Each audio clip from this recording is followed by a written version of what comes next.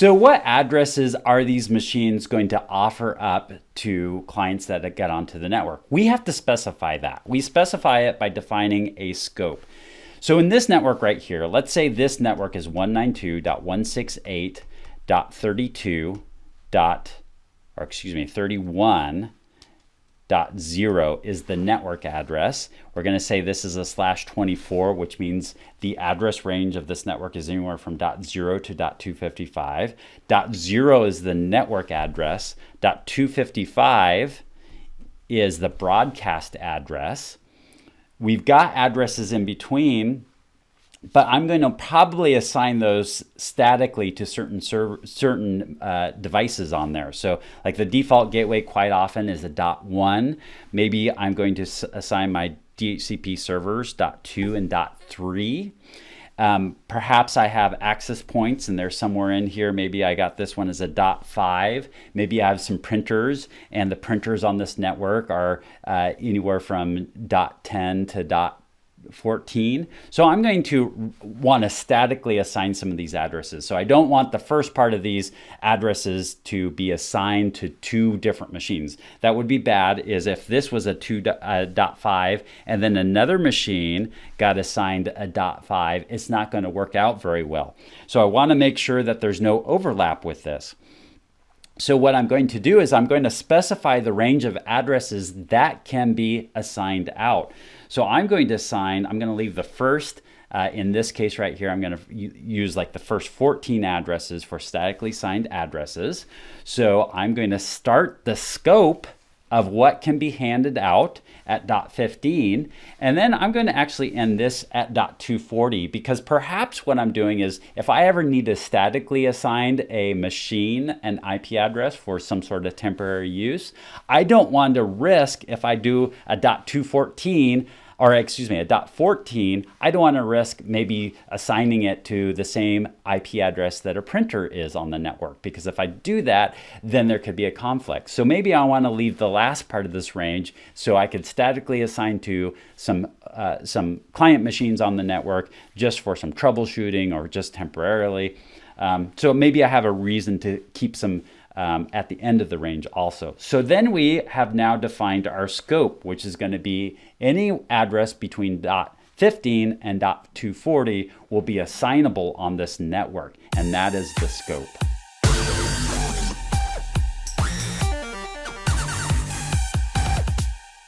I would set this scope up on each of these servers. Although the problem is if I've got two DHCP servers that are responding to the client, it could be sending out, let's say this server sends a, hey, you're going to be .45, and then this machine sends out to here, hey, you can be .45, and now there's a conflict. We've got two machines with the same IP address on there, and that can cause all sorts of problems.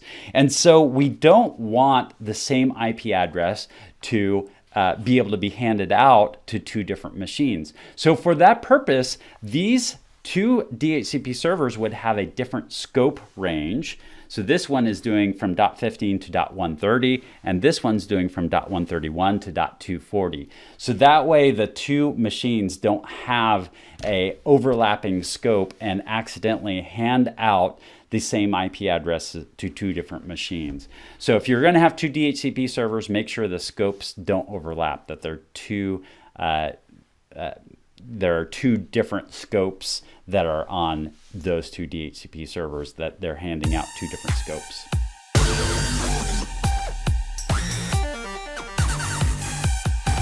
Now, another thing that happens is that this machine could go offline.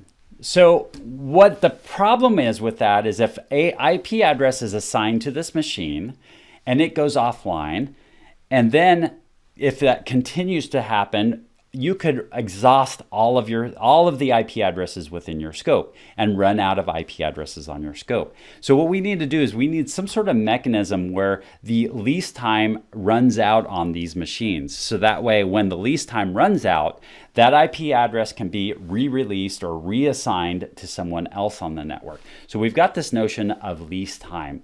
If you have a long lease time, like let's say it's 7 days, Then every time this machine gets back onto the network, then it's going to reconnect and it's going to use that same IP address when it's on that network. And so the advantage to this is if you have it set up for 7 days, that machine will have it for a long period of time. And really it cuts down on the network traffic because it needs to check in less and renew that lease less often.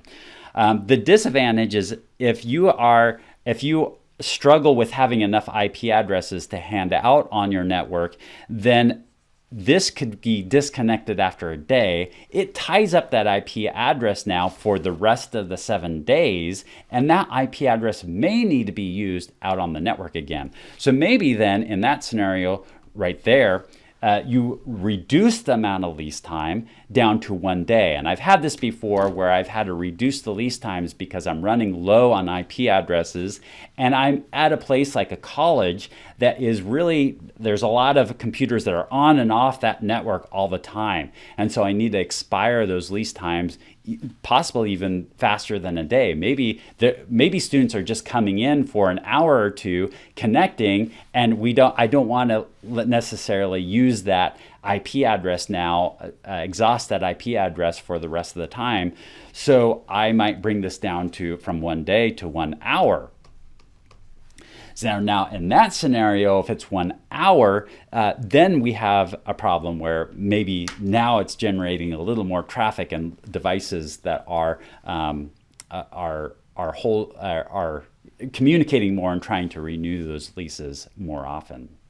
So now when a machine is on your network, it doesn't really want to lose its IP address. And so what it will do is it will renew the IP address. And it doesn't want to wait to the last second to renew it and then lose that IP address. So what it will do is it will take the renewal time. So for instance, if it is 1 day, and it will half that. So it will, every 12 hours, it will renew its lease. So that way if it can't contact the server within that 12 hours, then it still has a few more opportunities to renew that lease time. So at the 12-hour mark, it'll reach out and say, hey, you gave me an IP address and it's going to expire now in 12 hours. So I just want to preemptively say, hey, would you renew this? And then this machine will say, yes, you have it for another 24 hours. And then that machine will then once again go up to about the 12-hour mark and then say, hey, I'd still like to renew this for another 24 hours. And so that continues as long as this machine is connected to the network.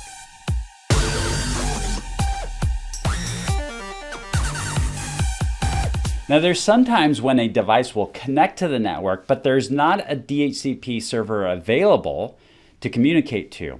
And so sometimes we still need to address that equipment. So let me give you an example. Is that at one point in time, I was creating a network between a computer and a device, and there was no DHCP server on this connection, although it was connecting through the Ethernet cable. So somehow these two devices needed to connect and communicate.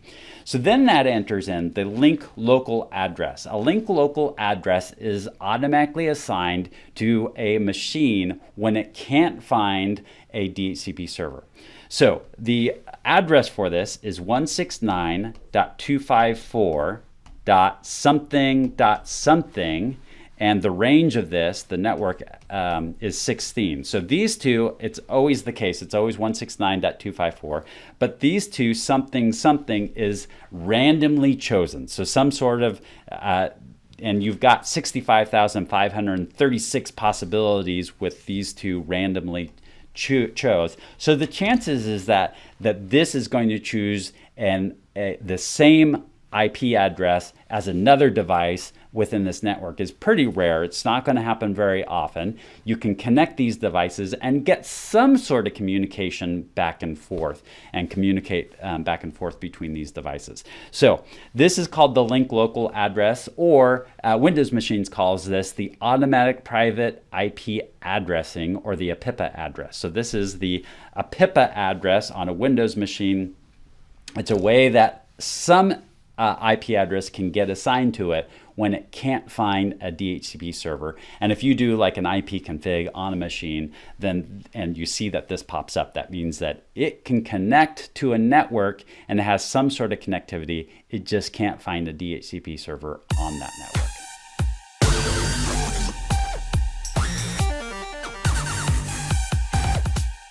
All right, and we'll talk a little bit about IP version 6, and that's to say that it has some of the same addressing capabilities as IP version 4. That is that we can have a statically assign addresses to an IP version 6, or we can statically assign an IP version 6 address to a network interface. It does have a link local that looks similar to an IP version 4 address, where it has a first part that's assigned to it, and then it randomly generates the rest of it. There is a DHCP option with IP version 6, so we call that DHCP version 6. It operates a little differently, but the concepts are still the same. And then we have also this stateless address auto configuration, or SLAC. We're not going to get too much into that now, but it's a way for it to automatically assign a IP address to it, and then or a network address to it, and then use its MAC address for the second part of that, which we know is going to be unique on a network because MAC addresses are all unique. So that is a function of IP version 6 addressing, and it's the stateless address auto configuration, or the SLAC. Thanks for watching my video. If you liked it, could you hit that like button?